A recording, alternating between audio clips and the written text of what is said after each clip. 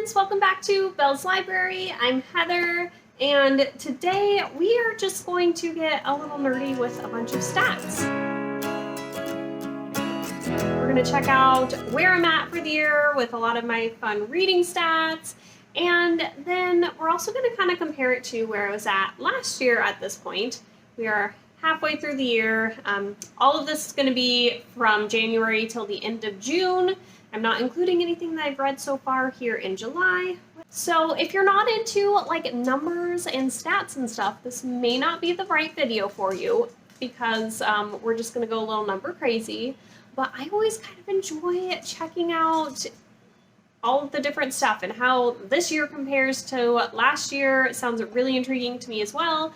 Last year was the first year I really started tracking a lot of this stuff, so it'll be fun to do a comparison a little bit more this year, and it's just, I feel like it's going to be really different in a lot of ways, so I'm curious as to what this is looking like and want to share with you guys and just check it out a little bit better. Before we jump into all of that good stuff, definitely get down below, subscribe, like. My Goodreads and Instagram is down there as well if you want to go check those out. This video kind of is actually going to be a two-part type thing. So today we're talking all the numbers and stats, but I am also going to be having a video coming out that talks about my overall goals that I made for the year and how I'm doing with those, because I do have a goal video at the beginning of this year. And I think it's important to check in on those goals and make sure that I'm keeping on track so I can actually succeed. So let's start stats. So I do have my laptop right here so I can kind of look at these numbers because I couldn't remember all of them, which would be amazing if you could do that. And I'll put some fun stuff up here for you guys so you can check it out as well. But we're going to start with how many books that I have read so far this year. So I have actually, by the end of June, I have read exactly 100 books, which is crazy, which means that I could potentially read 200 books this year. Last year, for the entire year, I read 103, I believe it was. So I'm pretty much like blowing that out of the water. Crazy. So, but at this time last year, I had read 42 books. So I guess my reading actually did pick up a little bit later in the year, which makes sense. Last year was the first year that I really started finding BookTube and getting into BookTube, and just, oh my gosh, a big part of my reading before was that sometimes I would have a hard time just picking and finding books that I thought sounded interesting. Not an issue anymore at all. BookTube really changed that for me, and now I have so many books that I am interested in and I want to read, and my want to read on Goodreads is insane. Like, I think it's like in the 700s or something like that. It's like, oh my gosh. But let's go ahead and look at a comparison of the different months. So you will see, like, last year at the beginning of the year, my reading was pretty light. It wasn't anything too much, and then it started really picking up, and then we kind of hit the pandemic, and I was home, like, way more. And, you know, life just completely took a change there. Versus this year, I've kind of had a steady reading year for the most part. So let's check it out.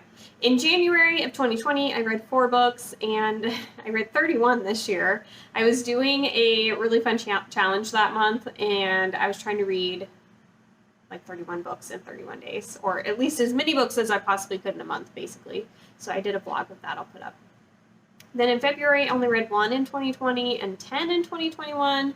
So didn't read a ton in last year, but 10 books is pretty good for this year. It's actually my lowest month for 2021, 10 books. That's like a really good low month, which is awesome. Then we had March, I read 5 books in 2020 and 13 this year. And then 9 and 14 in April. May, pretty close actually, 11 and 13. And then June, I had a really good reading month last month. I read 19 books, which is a ton. I think it was actually my most pages read as well, which we'll get into in a sec. So I think that one of the things you have to think of when you're thinking about number of books, though, is also you have to kind of look at the pages, because in January I read 31 books, but a lot of those books were shorter books because I was trying to read more books that month, and so the page count is just totally different versus if I was reading a bunch of really long books. obviously I would have a lower amount of books for the month. So in 2020, I read a little over 15,000 pages by this point, and I've almost doubled it this year. I am at 28,500. So that's a lot of pages, a lot. So the breakdown as far as pages per month, for pretty much every month of this year except for February, I read over 4,000 pages. And like I said, June, 57, almost 5,800 pages last month. That's a lot for me. Like, oh my gosh, the year before that, in 2020, my highest month was June as well, but it was only 4,200, and that's a little closer to what I've been reading this year. But yeah, the page count is way more this year. I'm feeling it. I've been reading so much. I've been home more too. Last year at this time, I actually started nursing school in January, so I had a lot going on with that, and I was just adjusting to everything there, and then the pandemic happened, and I had to readjust, and so I can definitely understand that as well. So this one I actually found really interesting. So we're going to talk reading format. I always figure I read about half audiobooks and then half like physical or ebooks kind of together, because most of the time I have a physical book going and an audiobook going, and I just will move through those. But I find it interesting. Last year it was pretty close to that. I had 47.6% in the audiobook, but now this year I've only had 37%. I've added in a category called mixed, where it's a mix. Like sometimes I'll listen to the book as well as read it, and I'll do both. I don't usually do it together because I don't like that, but like sometimes I feel like sitting down and reading, and sometimes I'm gotta be moving around doing stuff, so I'll put an audiobook in. But even if I added 37 and 7, that's still only 44%, so it's still down and not quite to that half. So I find it interesting that I'm reading less audiobooks. I wouldn't think that would be the case, but otherwise, physical books, very, very close to the same. Ebooks, I mean, it's pretty darn close. So then we move into the genre breakdown, which I knew was going to be completely different. One, I really was telling myself I wanted to read more horror and sci-fi this year. That was a couple of my goals. And also, Belle's Bookland was introduced, and I wanted that to come in and just like diversify some of my reading genres and just make me pick other things and help me pick things.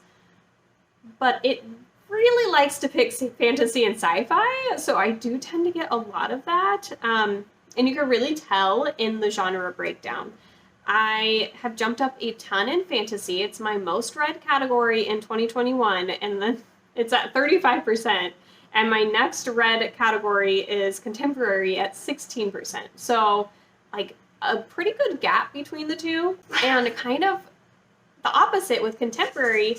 It was my top last year at this time. Yeah.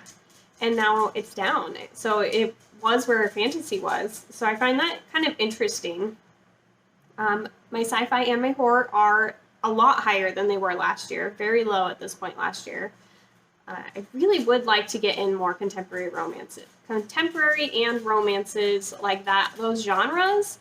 I'm missing reading those so much. Like each month I'm like, come on, Belle's Bookland, give me more. It's killing me that I don't have more in this area.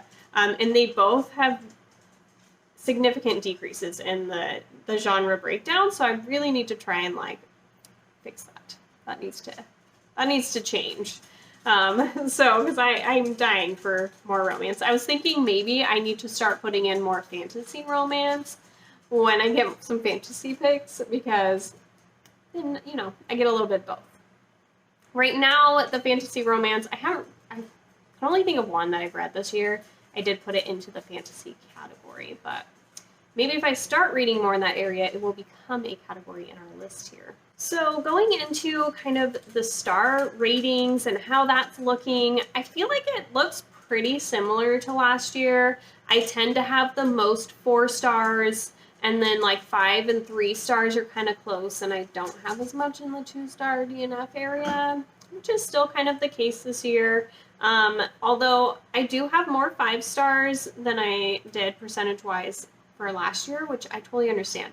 I'm picking up so many books that I am enjoying so much. I'm having a great reading year. Like, literally 70% of my reading has been a 4 or 5 star.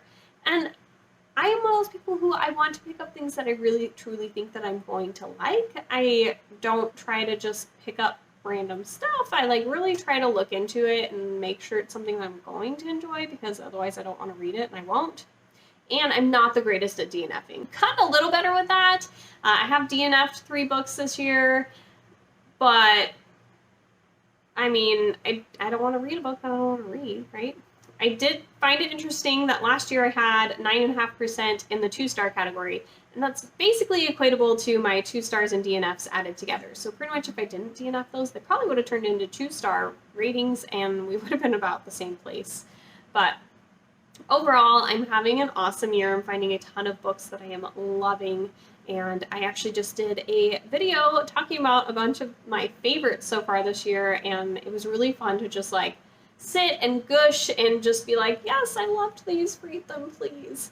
Because sometimes, like, I don't know, it's just fun to do a video where you're just literally talking about all of your absolute favorite books of the year. Gotta give them some love.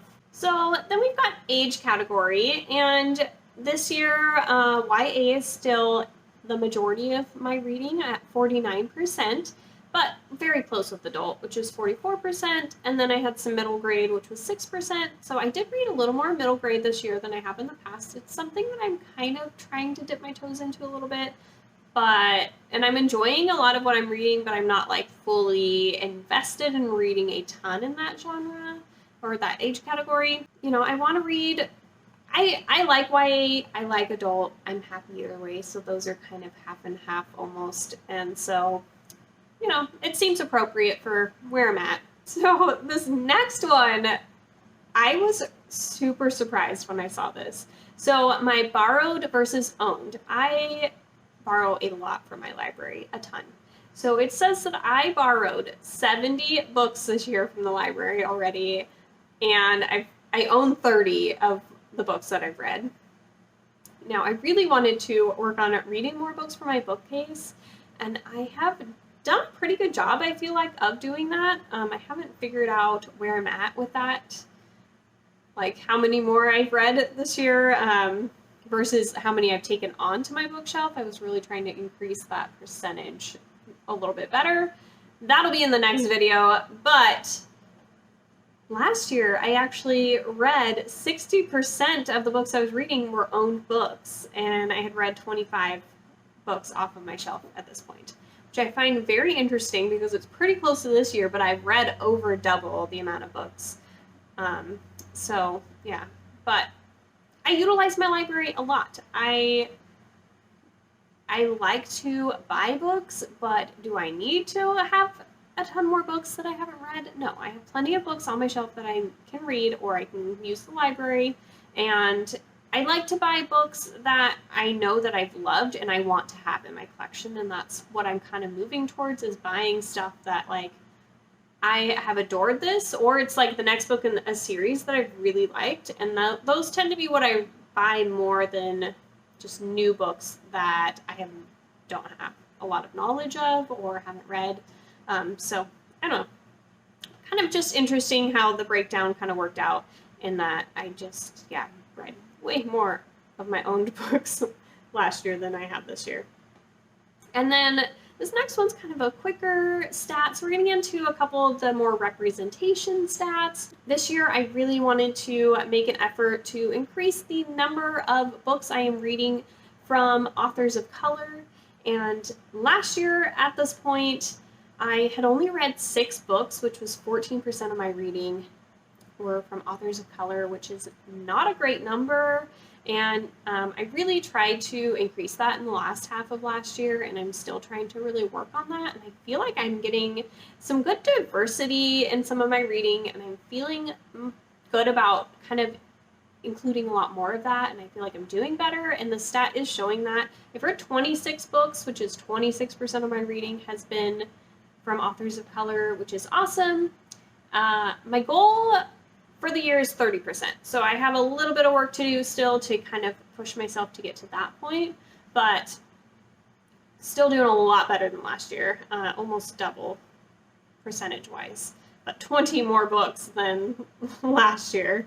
And then also trying to have LGBTQ plus rep in my books. So I did not track this last year, so I just have this year's. I think a lot of the rest of these, I just have this year's information.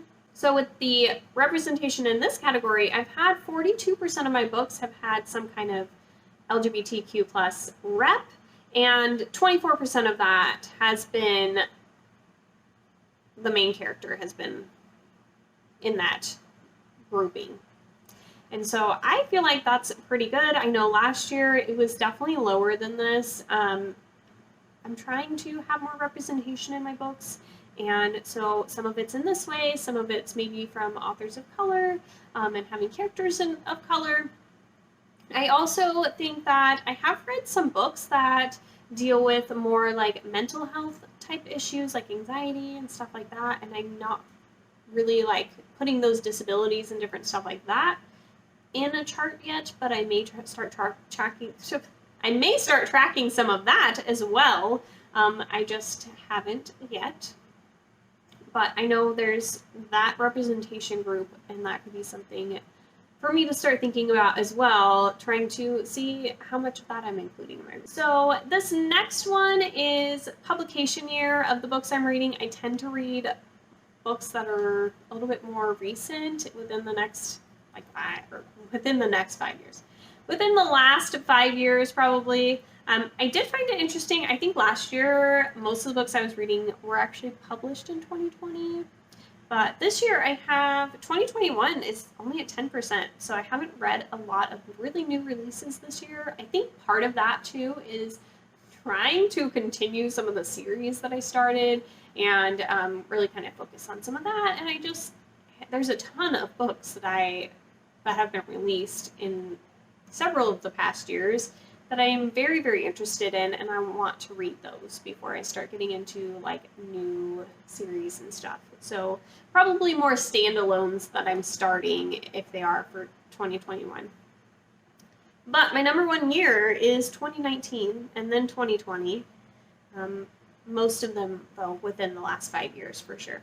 And the last little graph I have for you guys is series versus standalones. So I've had 61% standalones and 39% series.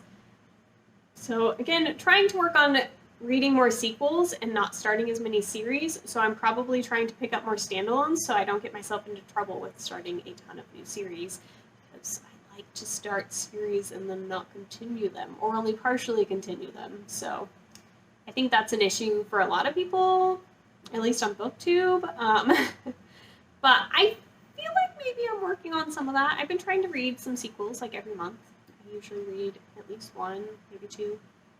So anyways, that's all of the fun numbery stuff that I have for you guys, and I hope that you guys will stick around and subscribe, and you can check out my goals video coming up, and then I should have, a bunch of other fun content headed your way as well. I've got lots of ideas right now. So I will talk to you guys super soon. I hope you guys are having a wonderful day. Bye!